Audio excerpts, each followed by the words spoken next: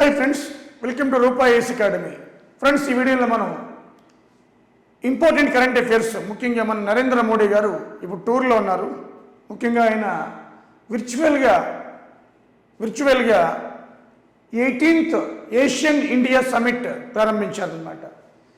So PM Modi 18th ASEAN India summit ఏంటో దీని background చూద్దాం. 18వ ఫస్ట్ ఎప్పుడు జరిగింది? ఏషియన్ అంటే association south east Asia nations అంటాం. Association south east Asian nations, south Asian nations అన్ని కలిపి ఒక గ్రూప్గా ఏర్పడి అవి సార్క్ అని ఫామ్ చేసుకున్నాయి. South Asian association regional cooperation, అది SAARC. South east Asia nations అన్ని ఒక గ్రూప్గా ఏర్పడి ఇవి ఏషియన్ ఫామ్ చేసుకున్నాయి. ఇది ASEAN association of south east Asian nations. అలాగే కొన్ని ఈస్ట్ ఆసియా దేశాలన్నీ కలిపి ఈస్ట్ ఆసియా నేషన్గా ఫామ్ అయ్యాయి. అంటే ఏ గ్రూప్ కంట్రీ అంటే ప్రపంచంలో డైరెక్షన్ బట్టి ఆ గ్రూప్లో ఉన్న కంట్రీస్ ఆ గ్రూప్ని ఫామ్ చేసుకున్నాయి. దీన్ని బైలటేరియల్ రిలేషన్స్ అంటాం.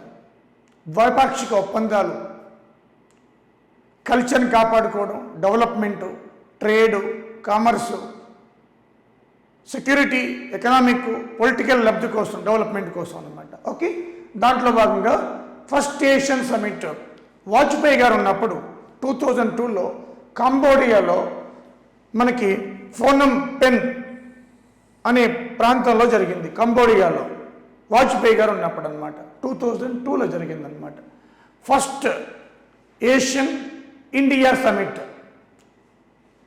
సో ఏషియన్లో మెంబర్ కాదు ఇండియా. ఏషియన్లో మొత్తం 10 దేశాలు ఉంటాయి. ఆ 10 దేశాల్లో మన ఇండియా కాదు, ఎందుకంటే మన ఇండియా సౌత్ ఏషియాలో ఉంది, సౌత్ ఈస్ట్ ఏషియాలో లేదు డైరెక్షన్ వైజ్. కాబట్టి ఇండియా ఈజ్ నాట్ మెంబర్.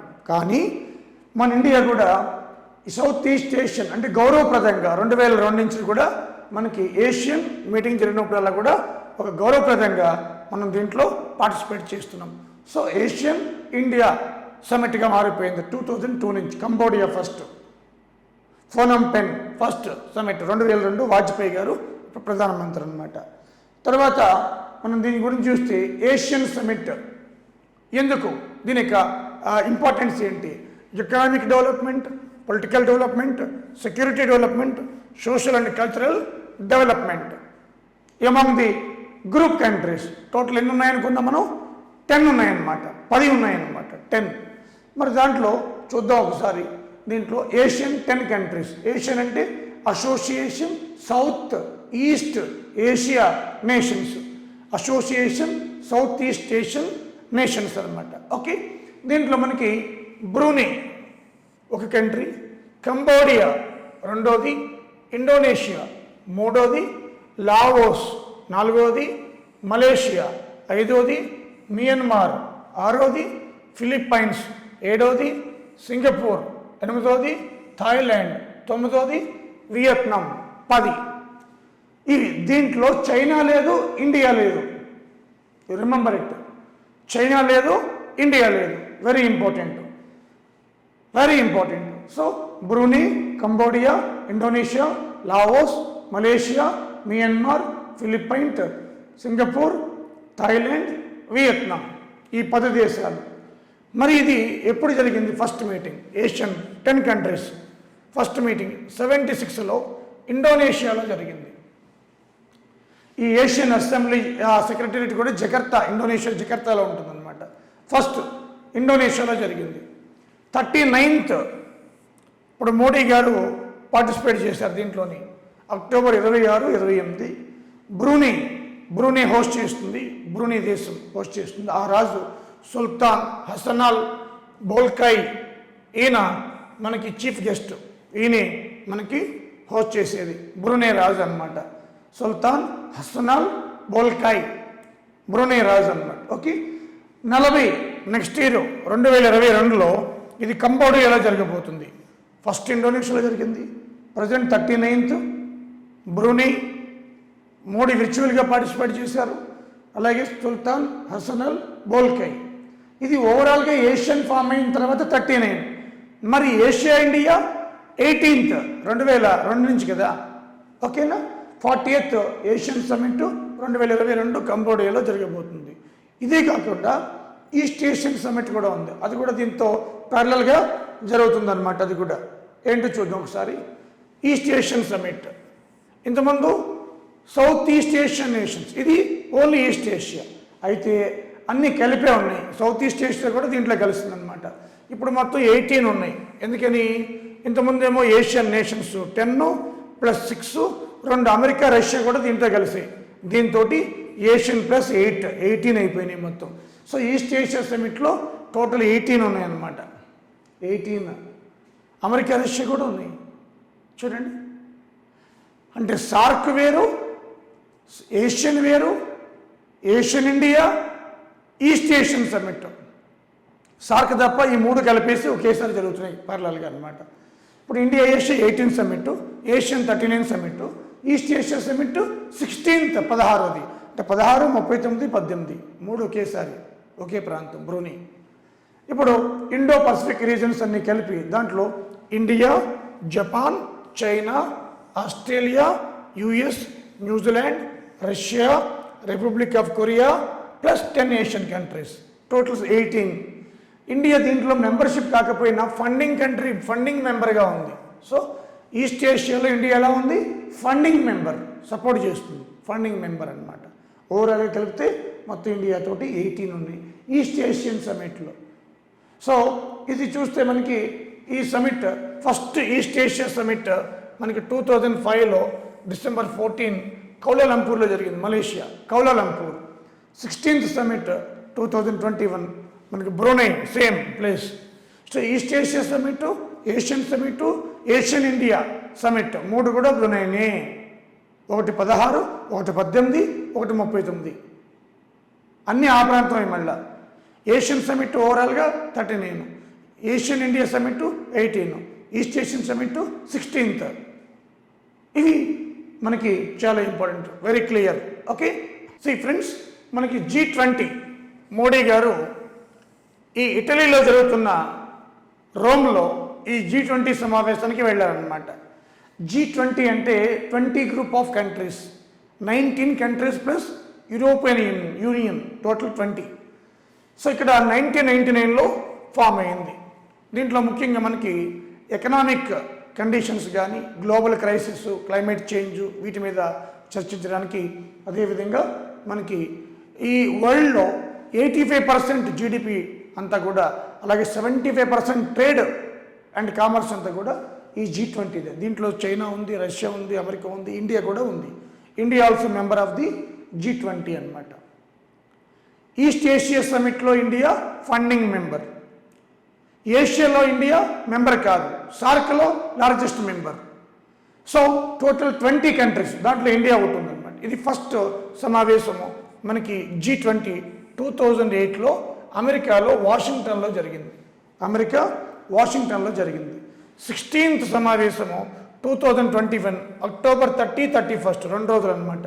అంటే ఈరోజు రేపు సాటర్డే సండే జరుగుతుంది. ఇప్పుడు దీంట్లో పార్టిసిపేట్ చేశారు మోడీ గారు. ఇటలీ రోమ్లో జరుగుతుంది. అలాగే 17th 2022 next year date decide చేశారు ఇండోనేషియాలో. అలాగే 18th G20 2023 ఇండియా. అలాగే 19th 2024 బ్రెజిల్లో జరగబోతుంది. అంటే కమింగ్ 4 కూడా మనం డిసైడ్ చేశారు, బ్రెజిల్లో జరుగుతుంది. 2024లో బ్రెజిల్లో జరుగుతుంది అనమాట. సో ఇవి G20కి సంబంధించింది. అలాగే మోడీ గారు అదే పనిగా UNFCCC United Nations framework convention on climate change 3 సీలు వస్తాయి.